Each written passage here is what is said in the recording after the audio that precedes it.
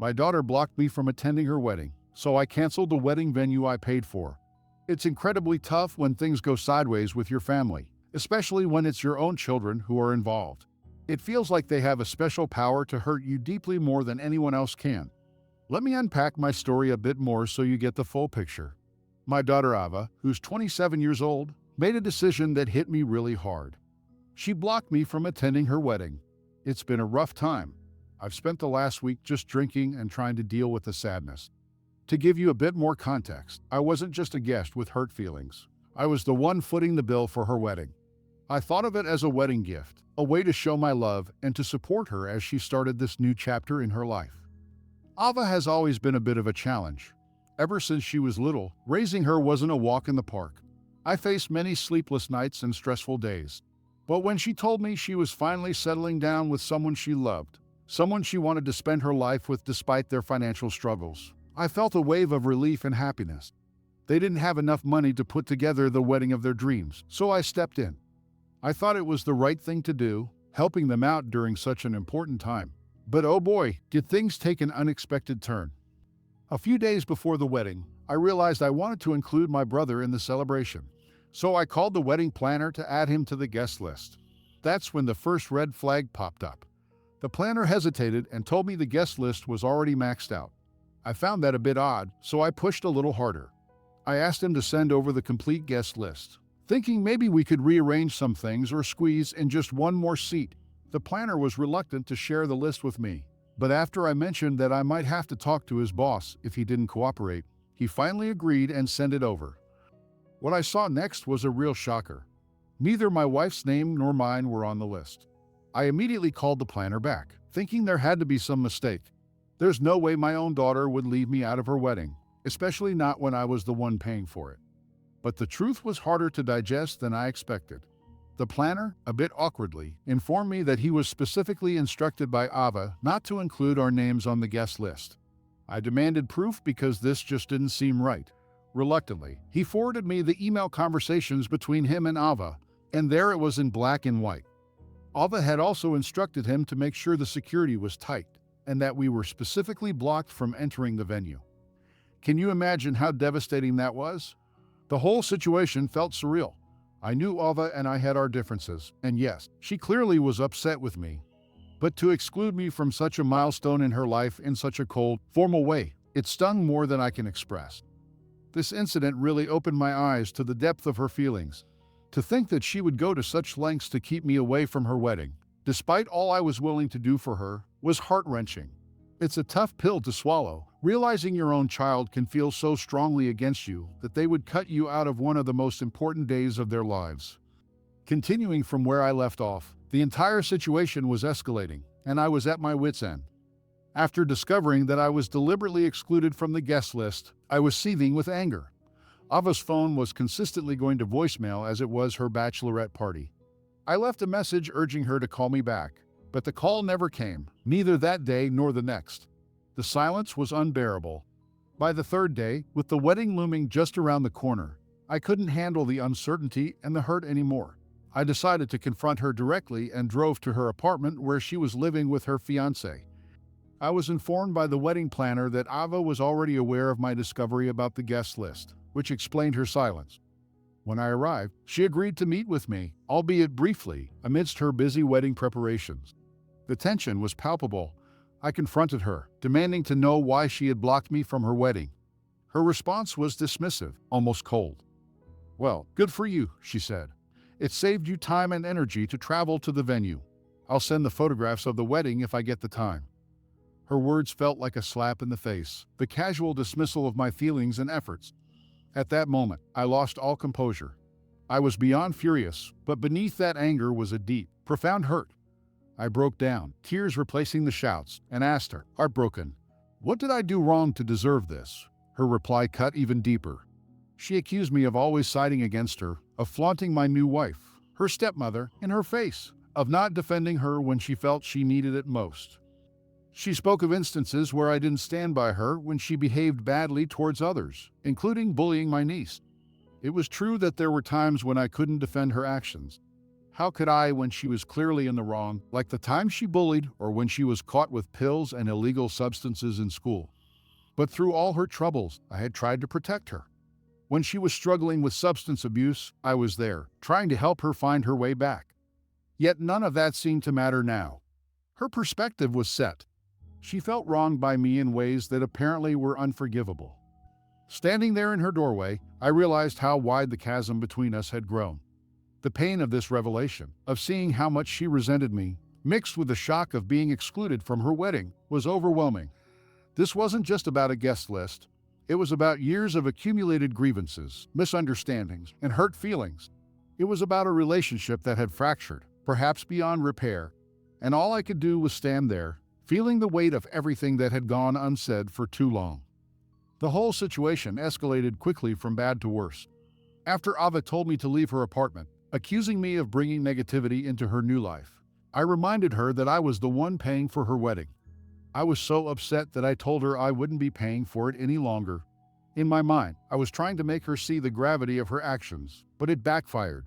She shot back, telling me I wasn't doing her any favors. She said I owed her this much. That statement really threw me off. I couldn't believe what I was hearing. After all I had done for her, she still felt I owed her more. The conversation turned very heated, and I finally snapped, saying I didn't owe her anything. I was trying to help her, and this was indeed a favor, a big one. But she couldn't see that. Her sense of entitlement shocked me. She asked me to leave her place, dismissing my feelings as just emotional drama. I went home, distraught and overwhelmed by everything that had happened, breaking down in tears. I shared everything with my wife, Mercy. Mercy has always been a gentle and forgiving person, but seeing me so upset, she became furious, a side of her I hadn't seen before.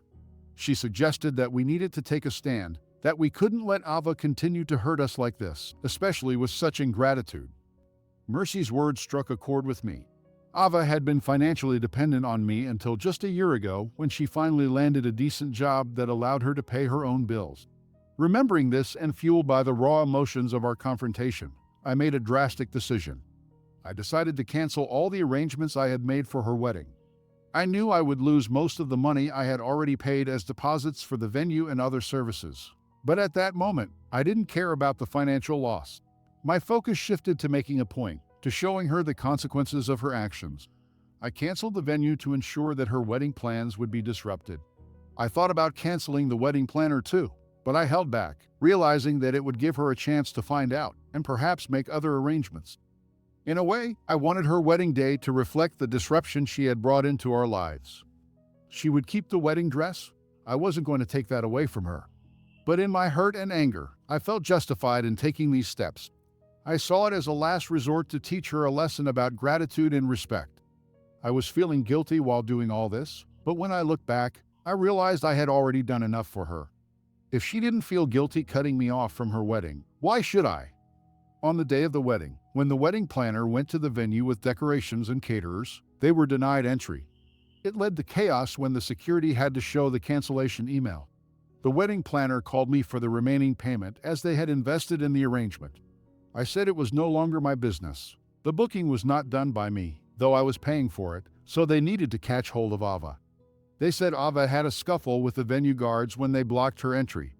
She was rescued by her fiancé, who arrived just in the right time, moments before she was being arrested for trespassing.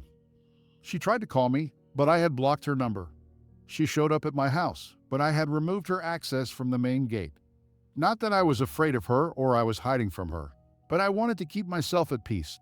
She came to hurt me and would have hurt me harshly with her words, so there was no point in having any conversation. She did the same thing to me when I went to her house for a confrontation. It was high time that she paid for her mistakes. She was no longer a kid who could be forgiven over and over. Ava did not want relatives at her wedding. She wanted to do it just with her friends. I respected her choice. Good for me that I didn't have to answer my family and relatives about the wedding cancellation. She had to deal with that with her friends. It was just that my parents were not happy with what I did. They said we cannot be ruthless to our children, no matter how cruel they are to us. I told them that she had brought this upon herself after being mean and narcissistic for her entire life. The thing is, no matter how much I've ever told myself, the guilt is still there.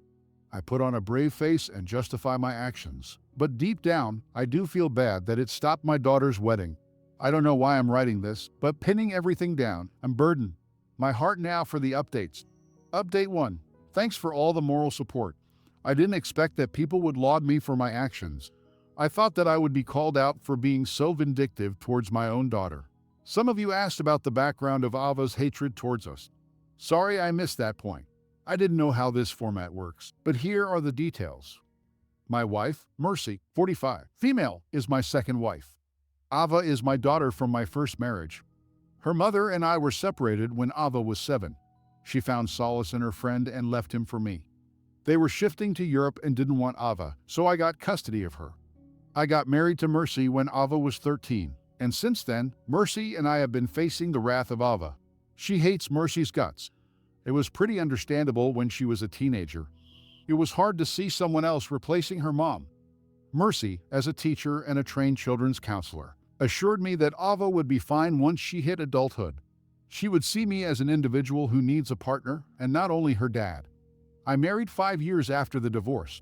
I thought when she grew up, she would understand that I parented her alone for 5 years after her mother left her. She and her new husband didn't even want Ava, but Ava was far from being grateful. She was hateful towards me and Mercy. The situation got worse every day. I had sent Ava to live with my sister. She had a daughter that was Ava's age, so I thought that she would get company there. Things were smooth for a few months, but not sooner than a year. My sister gave up on Ava. She said Ava had been fighting with her daughter like cats and dogs. It was their final year at school, and my sister didn't want her daughter's grades to fall because of these silly fights. So I had to bring Ava back. She somehow stayed with us until school. During her vacation, she went to stay with my parents. She refused to come back home and said that she would attend high school from there. My parents' house was a little far from her school to cycle, so I had to get a carpooling service for her. That was okay for me until she was happy and at peace. When her high school results came out, she had tanked miserably. Then I got to know that she got into the wrong company of students. She took pills and even had a bully boyfriend. That's why she wanted to live with my parents. She used to sneak out in the evening after my parents went to bed. She loitered around the city until post-midnight. She had to repeat her final year of high school. Getting her through college was another nightmare for me. Thank goodness I had some contacts that helped her get a seat at a decent college with her poor grades and miserable attitude. She wouldn't have secured any college. In college, she again got into the company of rookies and got immersed in drugs. Things went so far that she had to be sent to rehab. She graduated from college at 25. The next year, she relapsed, and I had to admit her again for a few months. It wouldn't be rude if I called her a pain in the butt because she indeed is. She has always troubled me, embarrassed me, and made my life miserable. Thank goodness I found such an understanding wife in Mercy. Had she been any other woman, she would have manipulated me to abandon Ava. But she was the one who always pacified me to be patient with Ava. I cannot thank you enough for all the support that she had led and all the sacrifices that she had made for me and Ava. Ava's problem were two things. I remarried, and second, I married Mercy. You see, Mercy is not a Native American. Her family originally belonged to the Middle East. They were immigrants living in the USA. She grew up at an NGO because her parents couldn't raise their 5 daughters. They somehow were able to flee the war-stricken zone, but they had nothing when they arrived in the USA. That's the thing that attracted me to Mercy. Despite her traumatic childhood with limited resources, she beat all the odds, got a master's degree, got a high-paying teaching job, and built a life for herself. Mercy is a self-made person, but Ava calls her a gold digger. Well, I ran a flourishing export business. We've been doing this for 2 generations, so yeah, we have somewhat generational wealth. Ava thinks that Mercy married me for my money because it was my first marriage, and mine was the second. Ava's point is, why did she marry a single dad who was 12 years older if not for the money? I'm 57, and Mercy is 45. I don't know who had fed Ava's brain with all these nuances, but that's her argument for calling Mercy the gold digger. You guys also commented a famous mother was involved in all this. So the thing is, she had never contacted me ever since her divorce. The last thing that I heard was that she was in Germany. Coming to the current situation, after the wedding was canceled, Ava tried to reach out to me to unleash her anger, but I had blocked her from entering the house or contacting me through any platform. My parents did not like that Ava's wedding was canceled because of me. They reached out to even offer to pay for her wedding if she wished to do it. They were disheartened when she chased them out of her house, accusing them of being in cahoots with me. She said mean things to them and told them to never visit her again. She held them responsible for that high school drug thing. She thinks my parents had informed me that she was caught taking pills in school. It was not them. They tried their best to protect her. I got to know this from her teacher who went to the gym with me after that incident. My parents changed their sides. They said that what I had done was right. I cannot let her feel entitled to use and hurt us however she wants. I'm still no contact with her. I don't know what she is up to. My parents visited her 2 days back, which was 10 days after her supposed wedding. They haven't married yet, so I'm guessing they are planning some other dates and not going for an intimate wedding, which could have happened by now.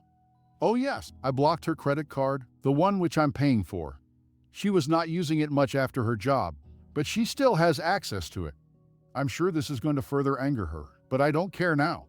I don't have any guilt now after knowing that she had misbehaved with my parents. The poor souls are in their late 70s, and they've always loved and protected her. Ava deserved to be abandoned. Update 2.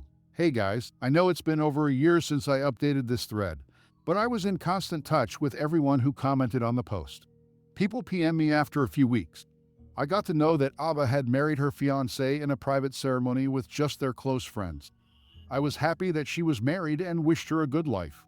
I was not connected to her on any social media, so I didn't know what was happening in her life. My niece told me that Ava had moved to a neighboring city with her husband. She had updated it on her Facebook status. Life was running as usual. When a week ago, I got a call from an unknown number. It was Ava's husband, Matt. It got tense to think if some mishap had happened to her. He said that she was fine, but she wanted to meet me in person. It came as a surprise to me. I asked him the reason, but he said he would tell me when we met. He said he was in the city, and if I was free, we could meet up for dinner. I said okay. I secretly wished that it was a meeting to reconcile Ava and me. I thought she wanted to meet me but was ashamed to face me, so Matt was being the middleman. I went there with so much hope. After all, I'm a father, right? To my dismay, Matt was alone. She has no real permanent friend in her life. She asked me to take her to therapy or something. I said I wish I could, but she wouldn't let me come near her. He understood my circumstances, and I understood his. We both wanted to help Eva if at all she would let us do so. After knowing that, I couldn't help but go to meet Eva. It turned out to be as expected. She dropped explosions on me and Mercy, though I showed up alone. I didn't want Mercy to witness Eva's wrath. I apologized to her to calm her down.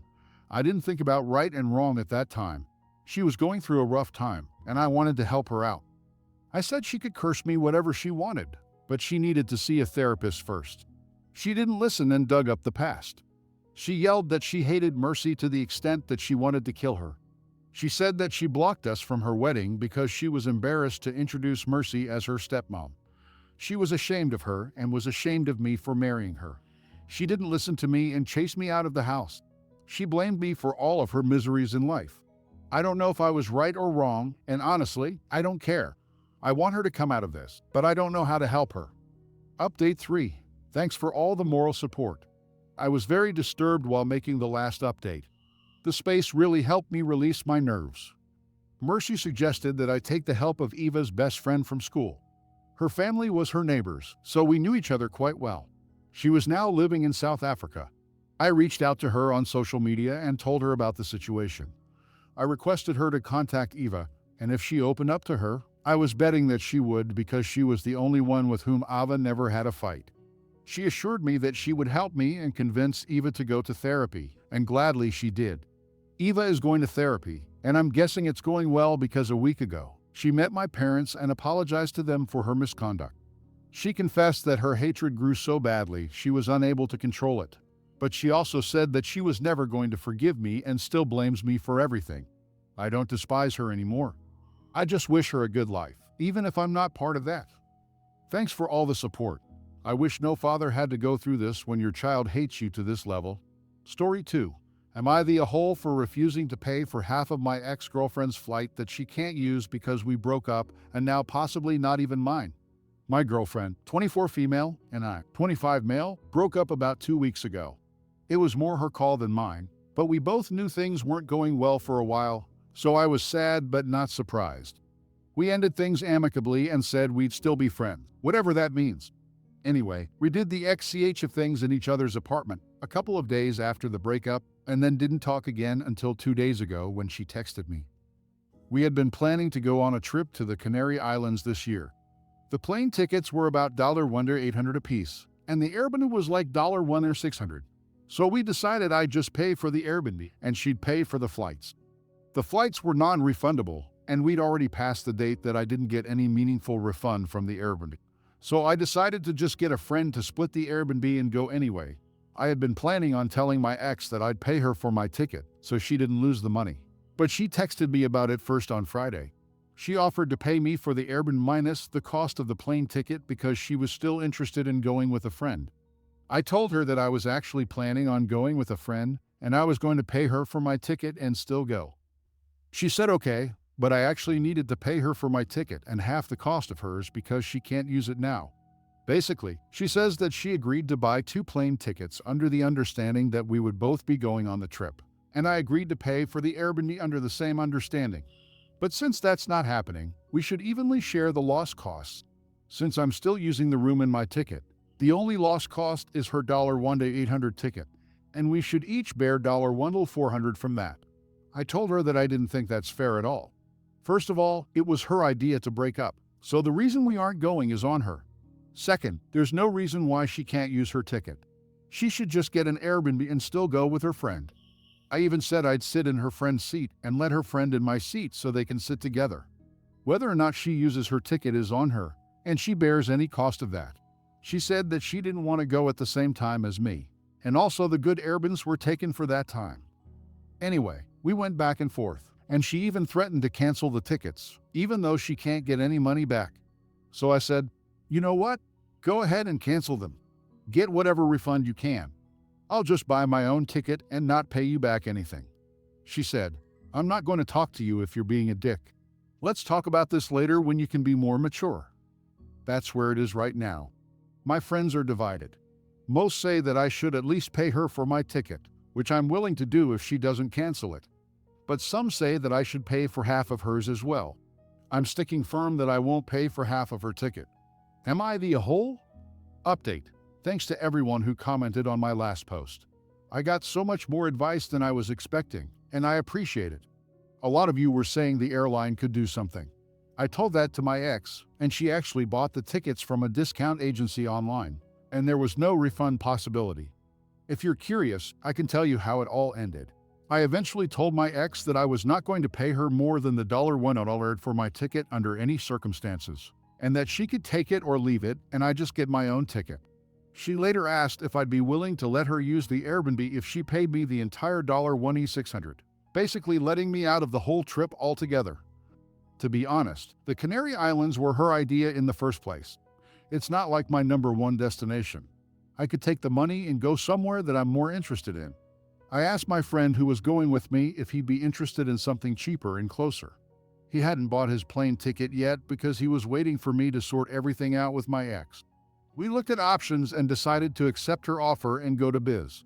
I had my ex agree in writing to pay for any fees or damages incurred at the Airbnb. I really don't think there will be any. She's not the type of person to damage a hotel room or anything, but I just wanted to be sure. I got Venmo the money by a male coworker of hers. They have been work friends for a while now, and I've met him a couple of times. I don't know if this is like a couples thing or what. I don't really think she cheated on me with him. I could see maybe her being interested in him possibly being a factor for our breakup, but I don't even know if they were together or going as friends. At the end of the day, I don't really care what she does. I got my money back. She gets her vacation. I'm guessing her coworker also bought his own plane tickets, so at the end of the day, he's the one eating the $100 loss. So we can have fun with that. My ex and I are technically amicable again, but I don't really plan on talking to her again. Thanks again for the advice.